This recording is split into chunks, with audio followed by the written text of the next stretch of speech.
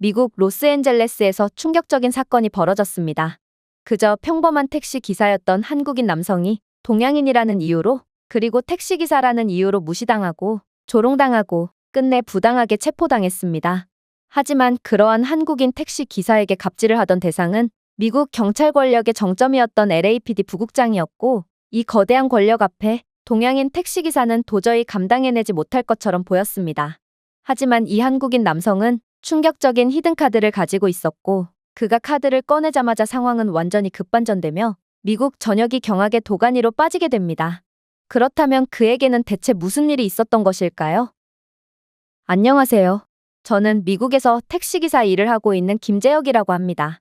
저는 로스앤젤레스에서 택시를 운전하고 있는데, 재밌게도 제가 차를 세울 때마다 미국인들은 하나같이 똑같은 것들을 보더라고요.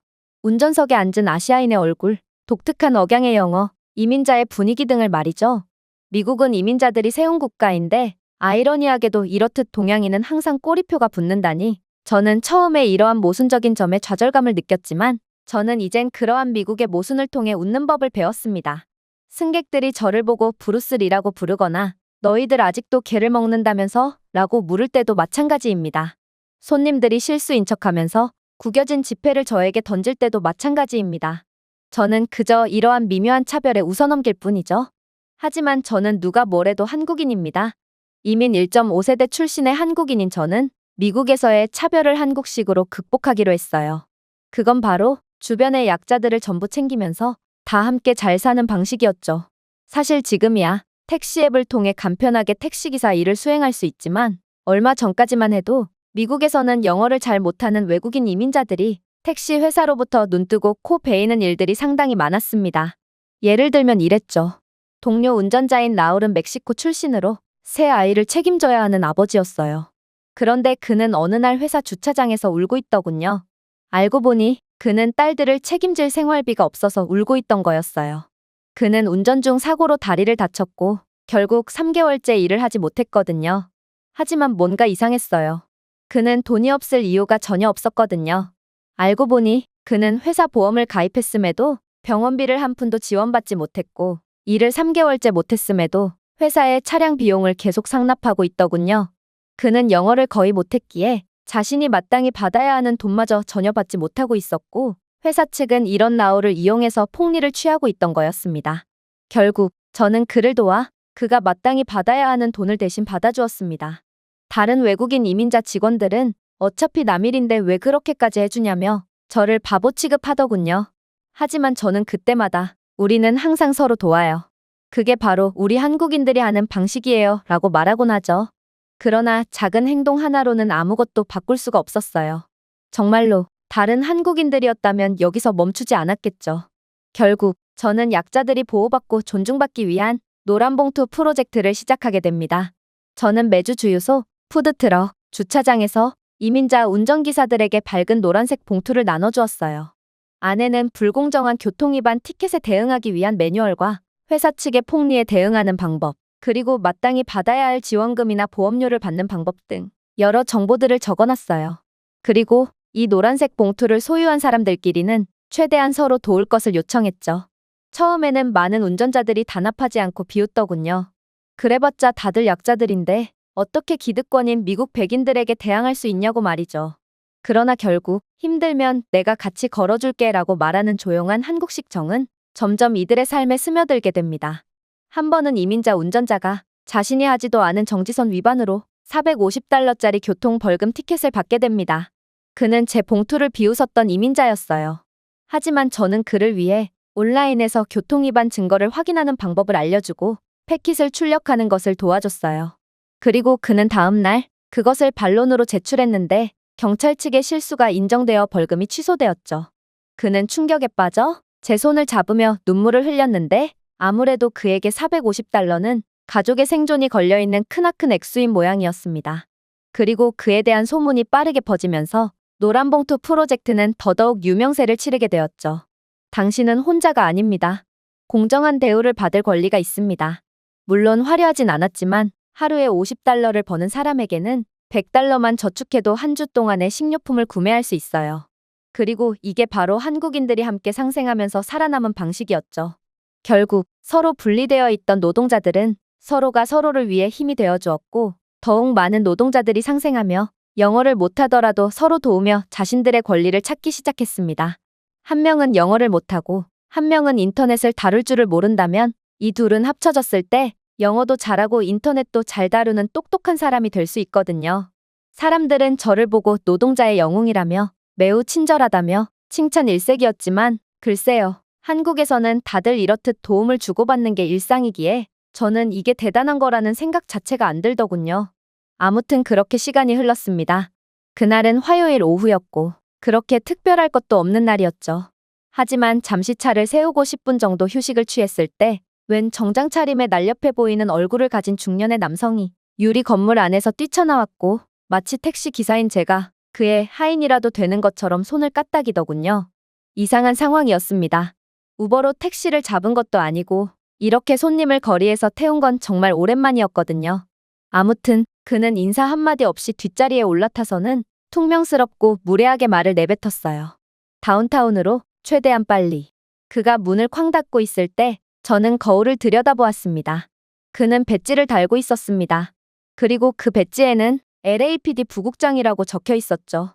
즉, 그는 로스앤젤레스 경찰국에서 부국장을 맡고 있는 간부인 모양이었습니다.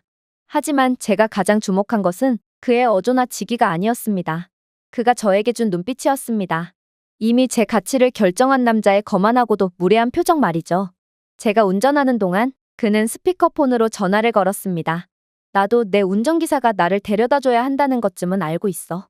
하지만 그 멍청한 놈이 내 차량을 먼 쪽 주차장에 주차한 걸 어떻게 해? 나는 빨리 회의에 가야 한다고. 나는 지금 그가 다시 내 차량을 가지고 올 때까지 기다릴 시간이 없어. 아무튼 나는 택시를 탔으니 운이 좋다면 제 시간에 도착할 수 있을 거야. 아무래도 그는 자신의 개인 기사를 이용해야 했지만 피치 못할 사정이 있어서 택시에 탑승한 모양이었어요. 그는 신경질적인 전화를 마친 뒤 거울을 통해 제 눈을 똑바로 바라보며 비웃었어요. 마치 제게 화풀이라도 하는 것처럼요. 당신은 동양인 운전기사군요. 택시기사와 정말 잘 어울립니다. 명확히 비꼬려는 의도였습니다. 안녕하세요, 택시기사님. 영어 할 수 있어요? 정중한 척하지만 미묘한 인종차별. 이젠 너무도 익숙했죠. 저는 고개를 끄덕였습니다. 당신을 안전하게 데려다 줄 수 있을 만큼 충분합니다, 선생님. 그러자 그는 차갑게 말하더군요. 좋아요. 그렇다면 아까의 내 말을 이해했겠군요. 무슨 일이 있어도 빠르게 달리세요. 나는 20분 후에 연방회의가 있어요. 만약 늦는다면 나는 당신의 얼굴을 절대 잊지 않을 것입니다. 뭐, 동양인 얼굴이 다 똑같이 생겨서 기억하긴 쉽지 않겠지만 말이죠. 그는 숨쉬듯 차별적인 언행들을 쏟아냈고 마치 자신이 이 차를 소유한 것처럼 신발을 신은 채 좌석에 드러누웠어요. 그러고는 담배를 꺼내더군요. 저는 조용히 말했습니다. 선생님, 담배는 반입 금지입니다. 실내 흡연은 허용되지 않거든요. 하지만 그는 기어코 담배에 불을 붙이고 연기를 제 정면으로 날려버리더군요. 기사님, 내가 누군지 알아요? 네, 선생님. 내가 당신이라면 한 번 더 생각을 한 다음 말을 내뱉었을 거예요. 그의 말투, 그가 왕처럼 다리를 벌리는 방식, 저를 조롱하고 명령을 무시하는 방식들은 너무 익숙했습니다. 이것은 단순한 오만함이 아니었습니다. 이건 미국 내에 확고히 자리 잡은 계급 문화에 대한 것이었죠. 그는 운전자와 대화한 것이 아니었어요. 그는 저를 통해 세상과 시스템, 그리고 백인의 획일화된 권력을 상단에 배치하고 이민자 노동을 하단에 배치하는 보이지 않는 서열에 대해 이야기하고 있었습니다. 그는 저에게 제 자리를 상기시키고 싶어 했습니다. 그리고 제게 권력자인 자신에게 기어오르지 말고 명령에 복종할 것을 주장하고 있었죠. 하지만 제게 있어 그가 누군지는 중요하지 않았습니다. 왜냐하면 그가 누구라도 제 차량에서 멋대로 행동해서 난댔거든요. 그래서 저는 침착하게 차를 세웠습니다. 밖으로 나가거나 담배를 끄거나 둘 중 하나를 선택해 주세요. 그의 얼굴이 일그러졌습니다. 후회할 겁니다. 그는 담배를 거칠게 바닥에 던졌습니다. 하지만 침묵은 오래가지 않았습니다. 그는 또다시 제게 무리한 요구를 하기 시작했거든요. 이봐, 신호 따위는 그냥 무시하라고. 아무도 안 보고 있으니 괜찮아. 신호 위반을 하라는 건가요? 그는 미친 소리를 하고 있었습니다. 그래서 저는 단호하게 말했죠.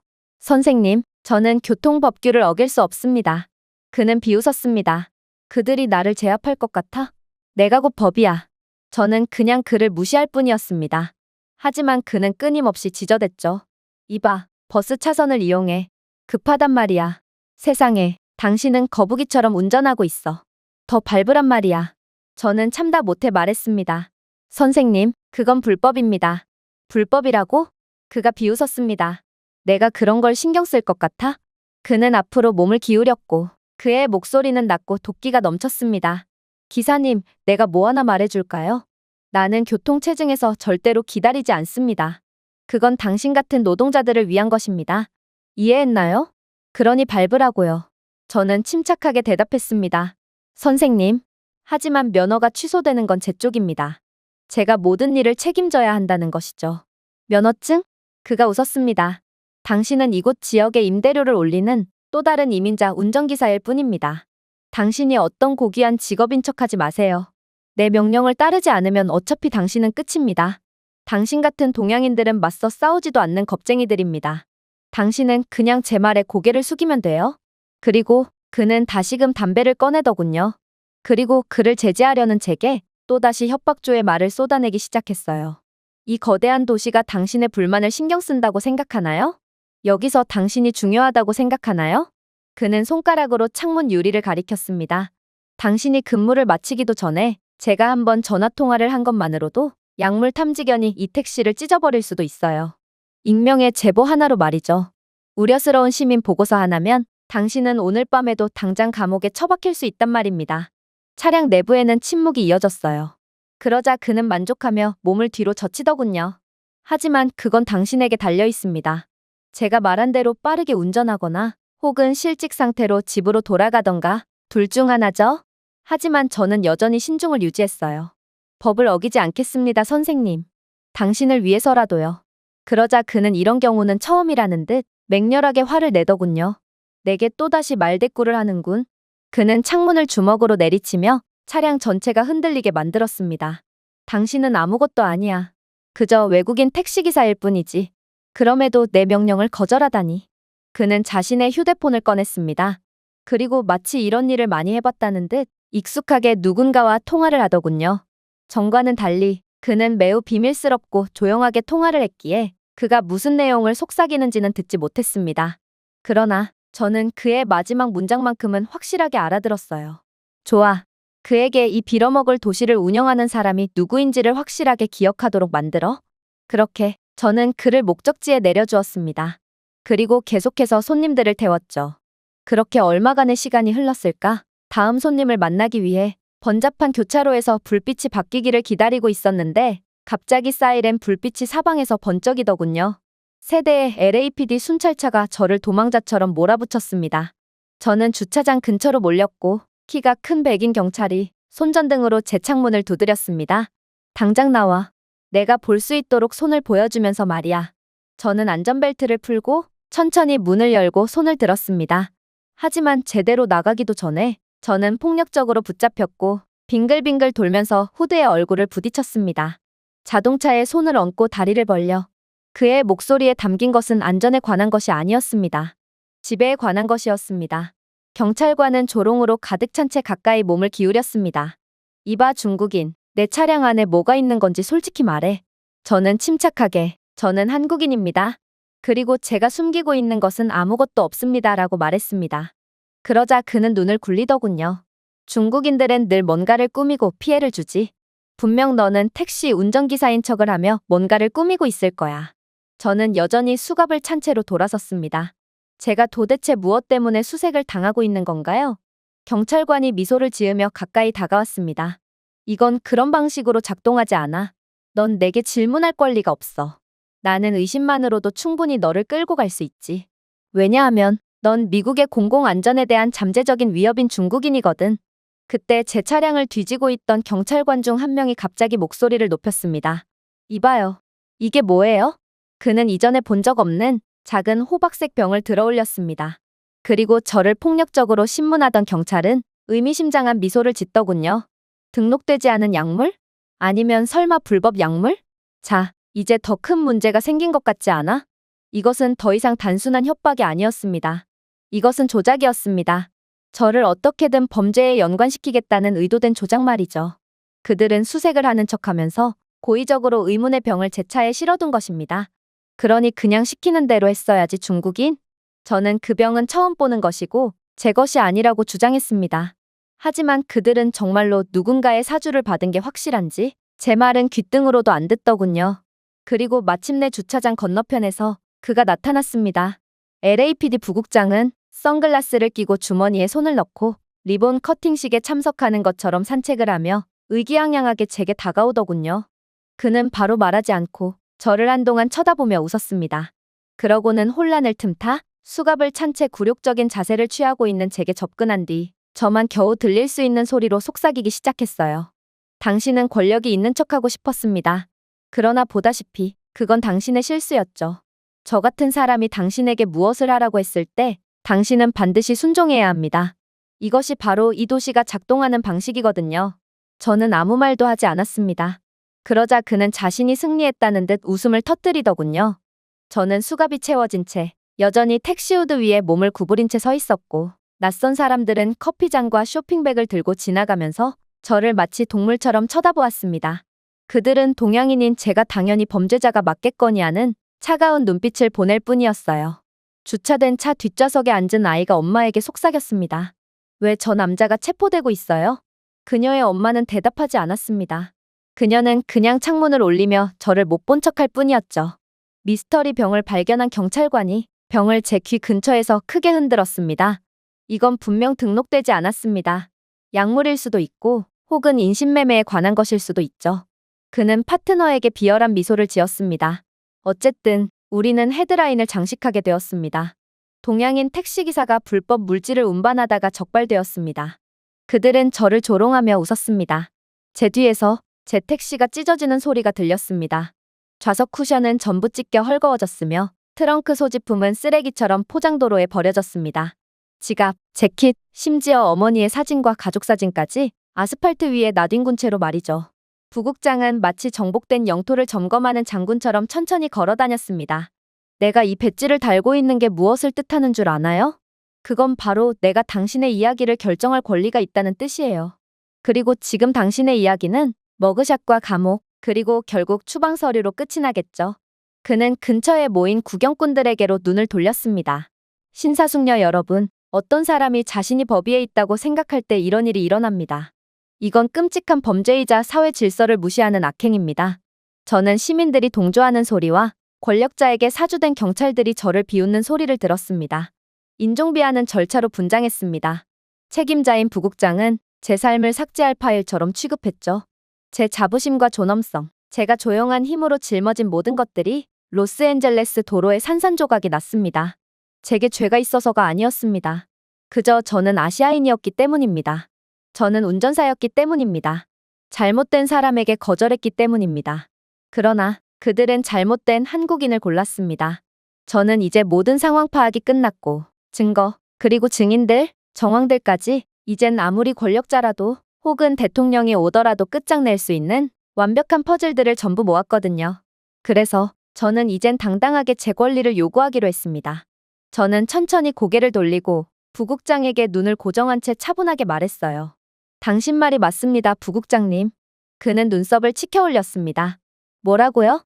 저는 고개를 끄덕이며 외쳤습니다. 마지막으로 말씀드릴 게 있습니다. 아마 당신이 보고 싶을 수도 있습니다.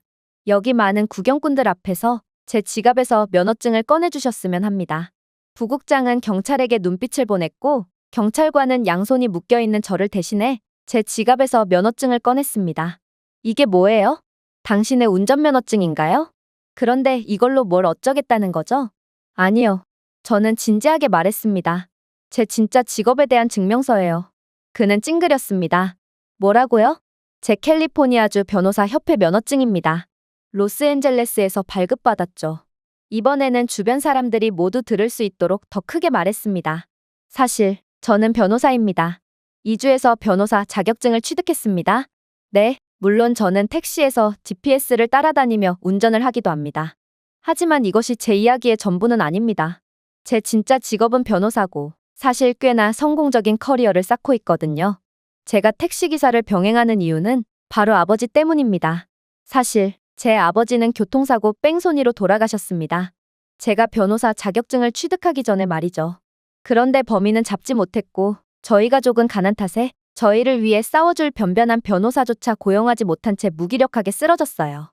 아무도 동양인인 저희 가족의 편을 들어주지 않았고 이게 바로 제가 변호사가 되어 약자의 편이 되어주리라 다짐했던 이유입니다.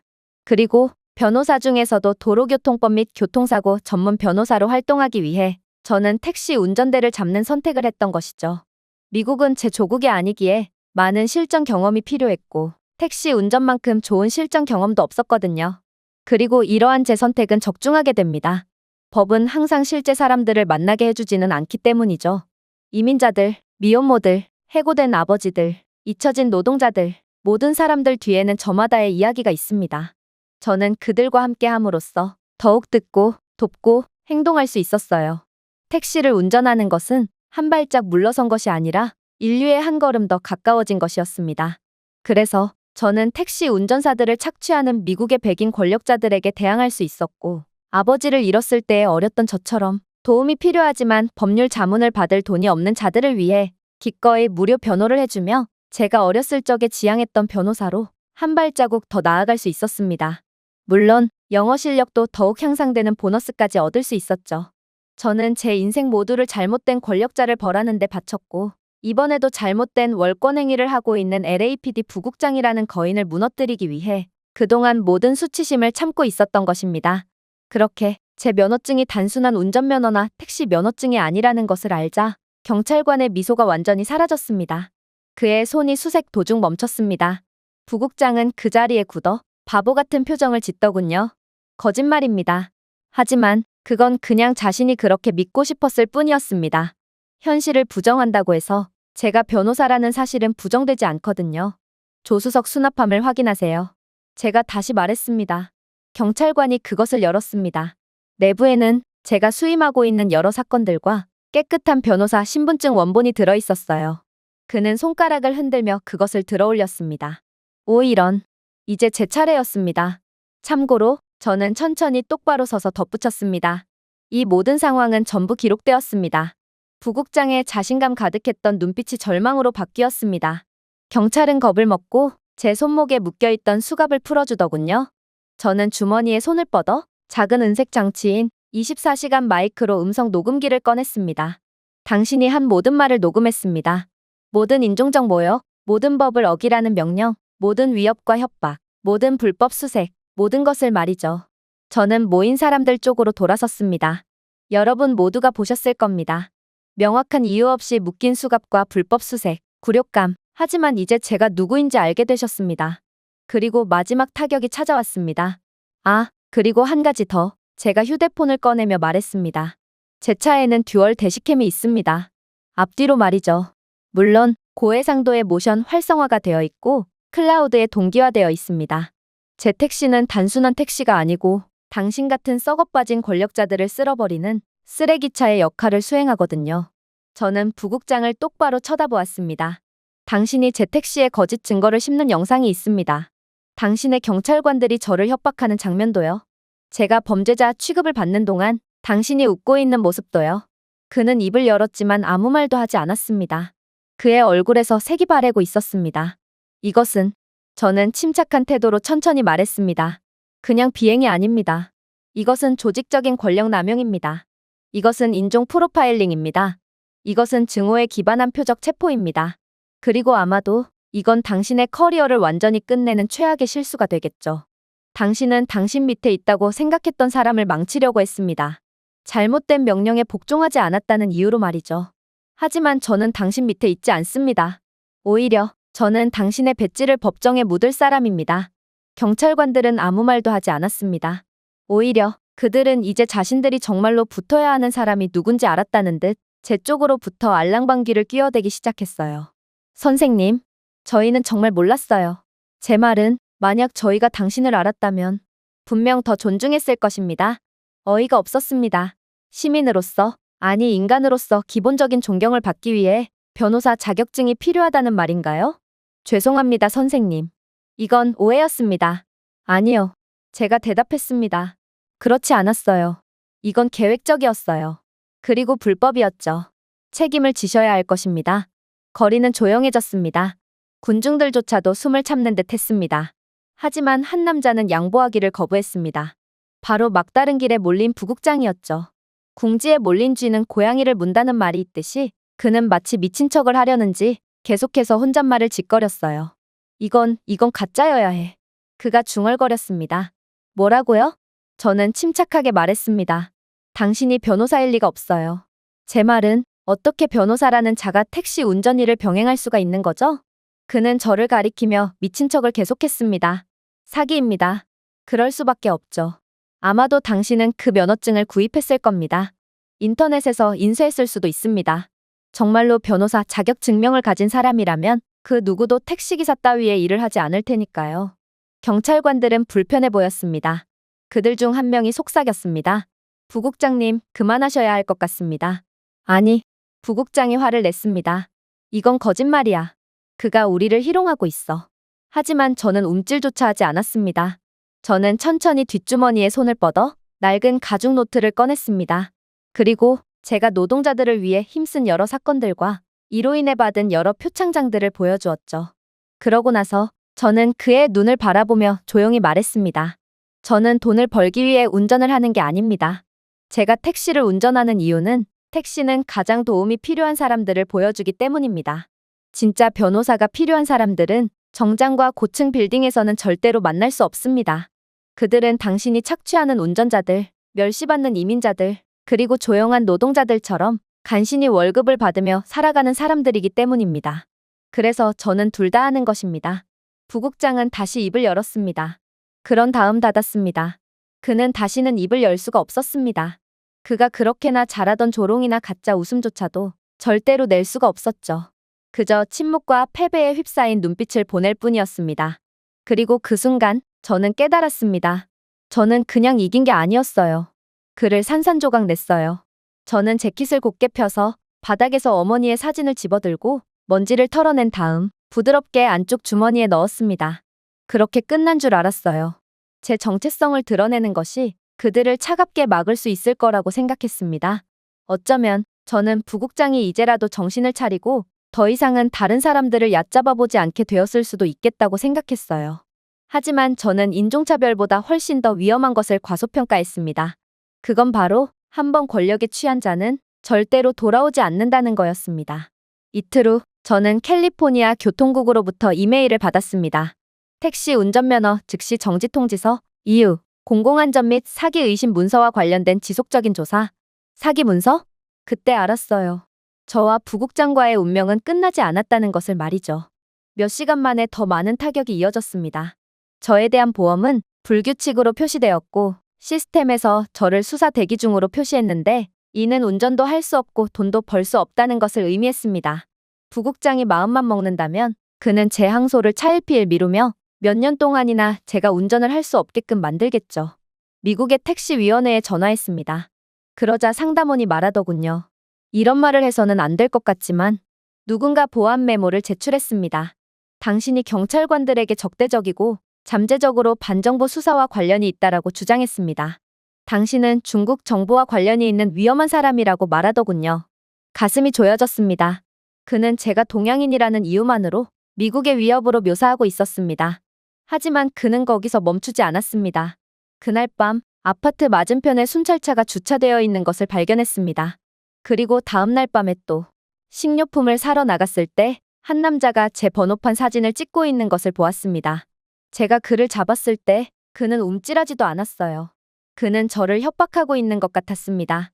그는 법의 허점을 이용해서 저를 강제로 굴복하게끔 하고 있었어요. 저는 변호사로서 미국 시스템에는 수많은 허점들이 존재한다는 것을 알고 있습니다. 미국에서는 승리하더라도 시스템이 조용히 그를 짓밟을 수 있는 보이지 않는 1000가지 방법이 있습니다. 그야말로 감옥 없이도 감옥에 갇혔다고 느끼게 할 수가 있는 것이죠. 하지만 그는 완전히 잘못 판단하고 있었습니다. 화가 난 것은 부국장만이 아니었거든요. 저도 화가 났고 중요한 건 저는 한국인이라는 것입니다. 한국인들은 괴롭힘을 당한다고 해서 그만두는 것으로 끝내지 않습니다. 우리는 재건합니다. 그리고 끝까지 싸웁니다.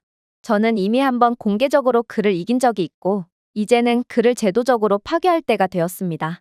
일단 저는 법적 동의안 초안을 작성하고 문서를 작성하며 시민권 변호사 및 여러 단체와 통화를 시작했습니다. 하지만 제가 본격적으로 행동을 취하기도 전에 정말 예상치도 못했던 일이 일어났어요. 그건 바로 LAPD 본부 앞에서 일어난 사건이었습니다. 본부 앞에는 수백 명의 택시기사들이 함께 서 있었고 그들은 노란 조끼를 입은 채 팻말을 들고 있더라고요. 제 이름을 외치면서 말입니다. 우리는 김재혁과 함께합니다. 그가 먼저 우리를 살려주었습니다. 그러니 우리도 당연히 한국인 김재혁을 위해 나섰습니다. 자세히 보니 그들은 노란봉투 회원들이었고 서로 도움을 주고받은 형제들이었습니다. 놀랍게도 이들을 이끄는 건 세 딸의 아버지이자 제가 예전에 도움을 주었던 나으리더군요. 그는 제게 받은 도움을 절대로 잊지 않겠다는 듯 저를 지지하는 팻말을 들며 저를 끝까지 지지해 주었어요. 저는 그대로 얼어붙어 버릴 수밖에 없었습니다. 하지만 이뿐만이 아니었어요. 한 방송사 채널에서는 디에고라는 과테말라 출신의 운전자가 카메라에 대고 말하며 눈물을 참는 모습을 보여주었습니다. 그 한국인은 아무도 도와주지 않을 때 저를 도와주었습니다. 그는 영어를 못하는 제가 영어를 이해하지 못해서 쫓겨날 위기에 처했을 때 무료로 법률 자문을 해주었고 제가 가족을 부양할 수 있도록 도와주었어요. 그는 저와 일면식도 없었지만 그저 한국에서는 다들 이렇게 한다며 저를 도와주었습니다. 저는 그를 알고 있습니다. 사실 저는 돈이 없는 노동자들을 위해 무료 변호를 해준 적이 꽤 많거든요. 그 말고도 서류 미비 운전자에게 무료로 법적 도움을 준다든지 중개인에게 사기를 당한 이민자 등 저는 최선을 다해 미국 내에 존재하는 불합리함과 맞서 싸웠죠. 저는 그저 아버지를 회상하며 그때도 저희를 위해 싸워주는 사람이 단 한 명이라도 있었으면 어땠을까 하는 마음에 조그마한 변화의 불씨를 지핀 것이지만 이 모든 호의는 제게 그대로 돌아왔던 것입니다. 얼마 후 로스앤젤레스 택시 노동자 연합은 공식 선언문을 발표했습니다. 한국인 김재혁 씨는 단순한 운전자가 아닙니다. 그는 존엄성의 상징입니다.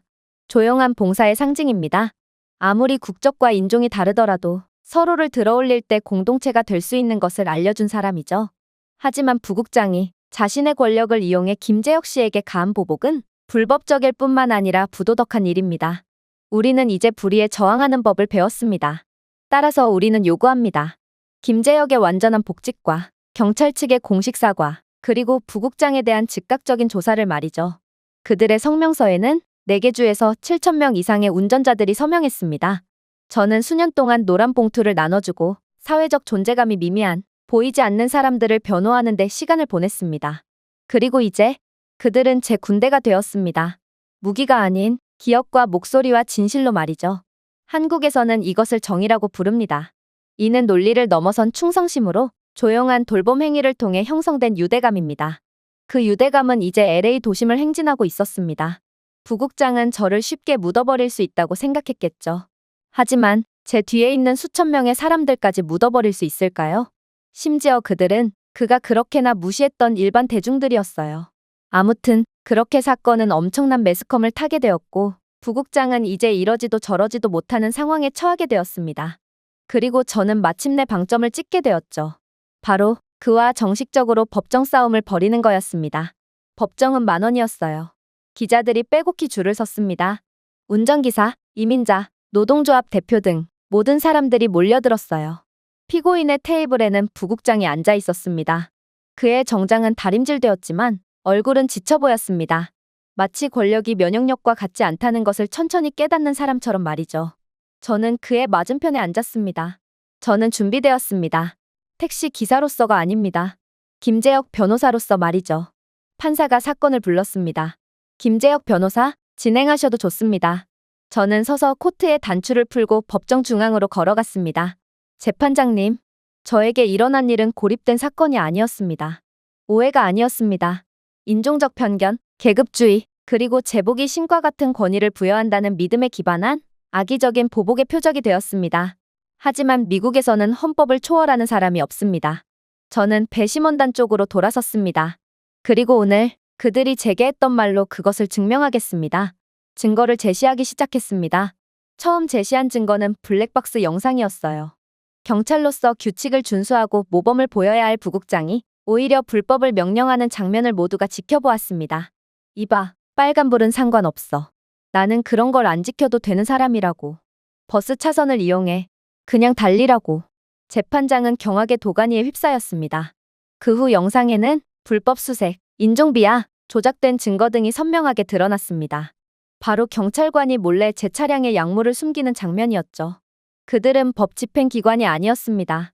이들은 자아 집행을 할 뿐이었죠. 그 뒤로는 더욱 충격적인 장면이 펼쳐졌습니다. 바로 제 신문에 참여한 3명의 경찰관의 증언이 있었거든요. 그들은 권력에 기생하는 패배자들답게 충성심이라고는 눈꼽만큼도 없었는데요.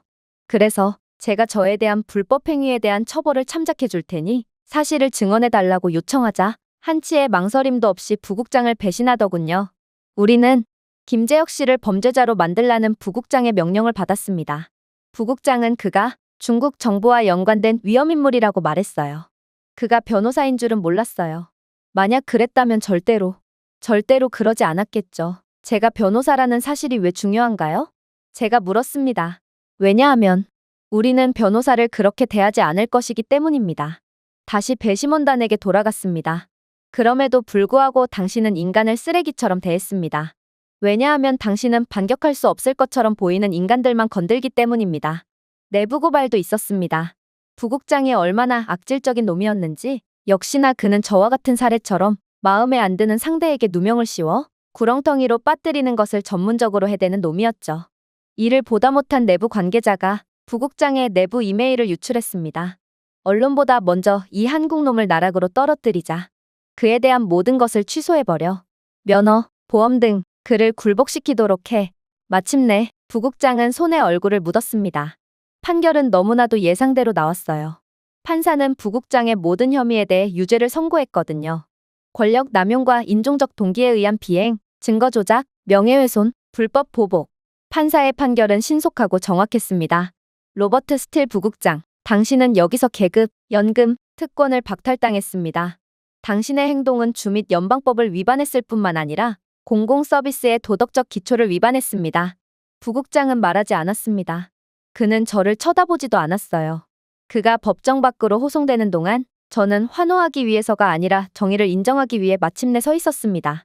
밖에서는 군중들이 환호성을 질렀습니다. 운전자 동료들이 주먹을 들었습니다. 마침내 미국에서 정의가 실현되는 순간이었습니다. 하지만 저는 딱히 호들갑을 떨지는 않았습니다. 저는 재판을 진행하면서 깨달은 것이 하나 있거든요. 그건 바로 이 승리는 결코 저만의 승리가 아니었다는 것입니다. 제가 배심원단 앞에 섰을 때 저는 단순히 제 권리를 옹호하는 것이 아니었습니다.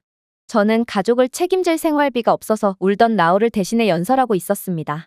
자신의 월급이 거대한 택시 기업에게 도난당한 후 혼자 차 안에서 울었던 마리아를 위해 사이렌을 보고 움찔한 모든 이민자들, 죄가 있어서가 아니라 방패가 없었기 때문에 겁먹었던 모든 약자들을 위해 연설했습니다. 저는 변호사로서 부국장을 이긴 것이 아닌 굽히기를 거부하는 노동자로서 그를 물리쳤던 것입니다. 저는 존재감이 미미해서 중요하지 않다는 말을 들은 모든 사람을 대표했습니다. 이국적인 억양으로 말했기 때문에 무시당했던 모든 목소리, 충분히 하얗지도 충분히 미국적이지도 않아서 간과된 모든 얼굴들, 이것이 그들의 승리였습니다. 그렇게 재판이 끝난 지 6개월이 지났어요. 저는 여전히 운전을 하고 있습니다. 무례한 손님들은 항상 있지만 저는 그들의 무리한 요구나 불법적인 요구를 늘 거절하죠. 그러던 어느 날 저녁, 저는 한 승객을 태웠습니다. 젊은 남자였고 피곤해 보였어요. 뒷좌석에 앉아 한숨을 계속해서 쉬더군요. 힘든 하루였나요? 제가 물었습니다. 네, 밟히는 게 지겨워요. 저는 거울을 통해 웃으며 말했습니다. 그렇다면 밟히고 다시 일어선 사람이 운전하는 차에 타고 있어서 다행입니다. 그는 아무것도 모른 채 웃었습니다. 때때로 사람들은 저에게 묻습니다. 그들이 당신에게 수갑을 채웠을 때 어떻게 침착하게 버텼나요? 그들이 당신을 조롱하고 욕했을 때 어떻게 끝까지 예의를 지킬 수 있었나요? 그리고 저는 항상 같은 방식으로 대답하죠. 저는 한국인이기 때문입니다. 시끄럽지 않고 화려하지도 않습니다. 하지만 안정적입니다. 흔들리지도 않습니다. 저는 반으로 나뉘어 불탔지만 결국 100년도 지나기 전에 세계 지도자로 재건된 나라 출신입니다. 우리는 해안선이 없을 때 배를 만들었습니다. 그리고 실리콘이 없을 때 반도체를 만들었습니다. 우리는 침묵 속에서 평화를 이루고 투쟁 속에서 힘을 키웠습니다. 지금 이 이야기를 보고 계신 분들께 말씀드리고 싶습니다. 과소평가되고 있다고 느껴도 인내심을 가져주세요. 너무 작아서 존재감이 없는 것 같아도 하던 대로 계속 앞으로 나아가 보세요. 왜냐하면 그 순간이 오면 당신은 단순히 자기 자신만을 대표하는 것만이 아니라 그렇게 하지 못한 모든 사람을 대표하게 될 것이기 때문입니다. 마치 저처럼, 그리고 한국이라는 나라처럼 말입니다. 제가 준비해온 내용은 여기까지입니다. 끝까지 시청해주셔서 진심으로 감사드리며 여러분들의 구독과 좋아요, 알림 설정은 영상 제작에 큰 힘이 됩니다. 이상 세모튜브였습니다.